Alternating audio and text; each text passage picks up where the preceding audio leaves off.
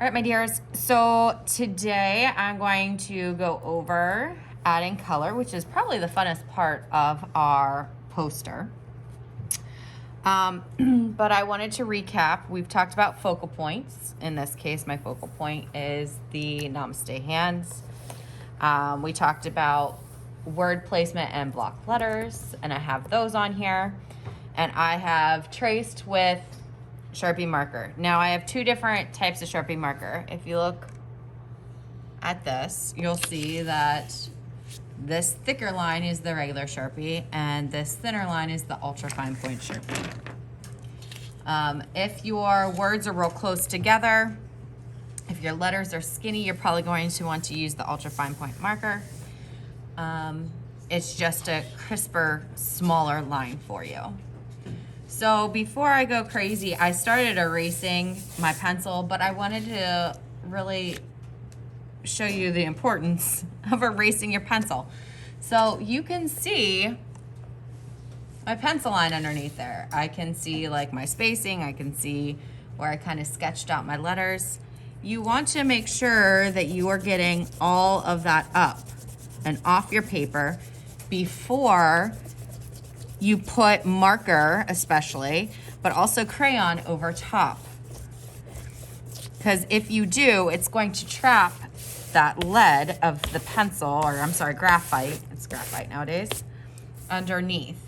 And you won't ever be able to get it off. And it looks neater if you tidy up your paper ahead of time. So I'm just making sure that everywhere, these lines that I used for my letter spacing, everything's cleaned up. And then dust it off real good. All right. So for our coloring, we are going to use a combination of crayons and markers. The crayons are going to be for larger areas. The markers are more for pops of color. So when I was thinking of this, I, for whatever reason, see this as like a yellow orange, and being that it's relaxed, the most relaxing color in the color wheel is blue. So what I'm going to do is pick out a blue, and for these larger areas,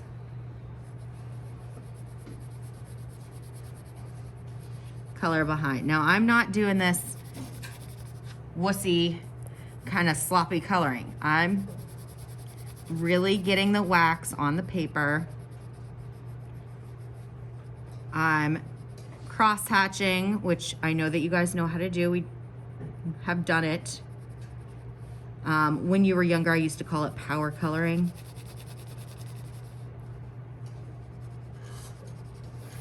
But this would go behind this figure and up, and it's also going to go behind my letters here. So my whole paper is going to be colored. Right, I'm obviously not going to color all this while you are watching, because that would take forever. But if it is the end of class and it's time to go, please write down or take a picture of the crayon that you're using. Now this one doesn't have a label. I know that it's just turquoise, but you can just, with your iPad, take a picture of the crayon that you were using so that next class you can come back and use the same color. As far as blending things, so I guess I did want to show you with the crayon quickly. You can blend colors, which is one of the reasons that we're using the crayons for the larger areas.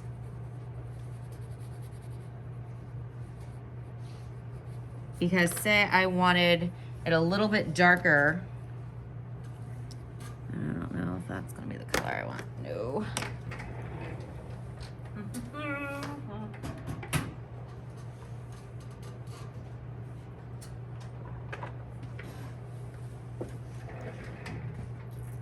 Say I wanted it a little bit darker, close to my icon here. I can take my darker blue and go over top of that, pressing hard closer to, let's just call this a flower. and then lifting and not as dark as I move outward. So it's kind of hard for you to see on camera now that I'm looking at it, but there is a difference. So if you have like sunsets or water or anything like that, you're definitely going to want to use your crayons for that because you can blend your colors. When it comes to markers, actually let me show you right here blending, because you'll be able to see this.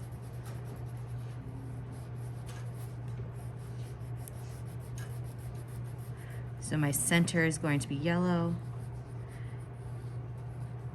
And then I'm going to take a yellow orange. Oh, if you have to peel crayons, try to peel the part that does not have the name, because then you get in a predicament where you're not sure what color you were using. So on the edge with my yellow orange,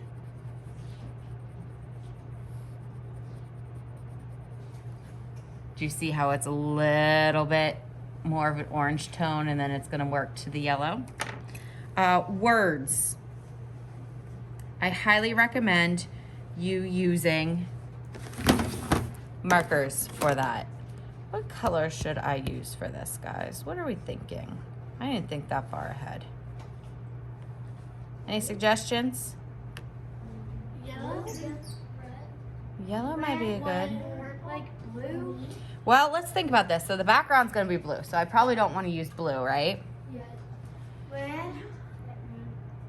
Red. Black. I don't want like a bright fire red. Maybe Maybe that. maybe this raspberry red.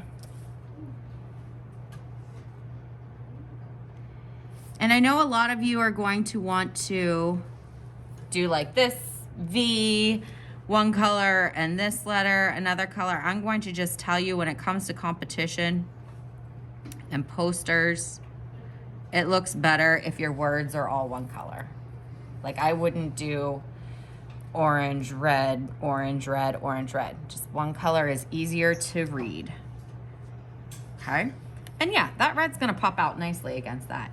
So I would do that. I'm probably gonna color my figures in with that. My hands. We have several skin tone colors to choose from in there. So I might want to get a piece of paper out, just like a free draw paper, and try them out ahead of time.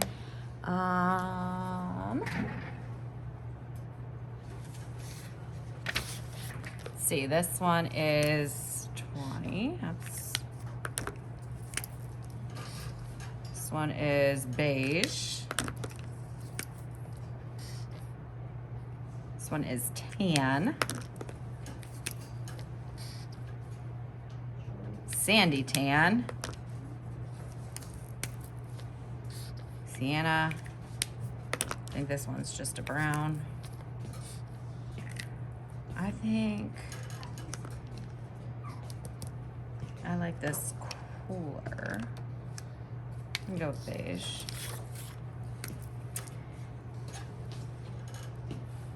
And something like this is my focal point. I want that to pop, right? So the markers are going to stand out much more than the crayons as far as brightness goes. But you also have to make sure that you're coloring real well with markers, because you know how sometimes you get those streaks, like right here. In my hand, I have those streaks. So I'm gonna let that dry for a moment. And then I'm gonna come back and go over it again in a different direction, just so that it's really nice and solid in there. Okay. So, to finish up, you're gonna start with your background. Well, you're gonna start with erasing any pencil line you have. Then you are going to do your backgrounds, right? And large areas, any blending with the crayons, and then you're going to do your pops of color in your markers, right? Questions on this step? All right, let's get to it, guys.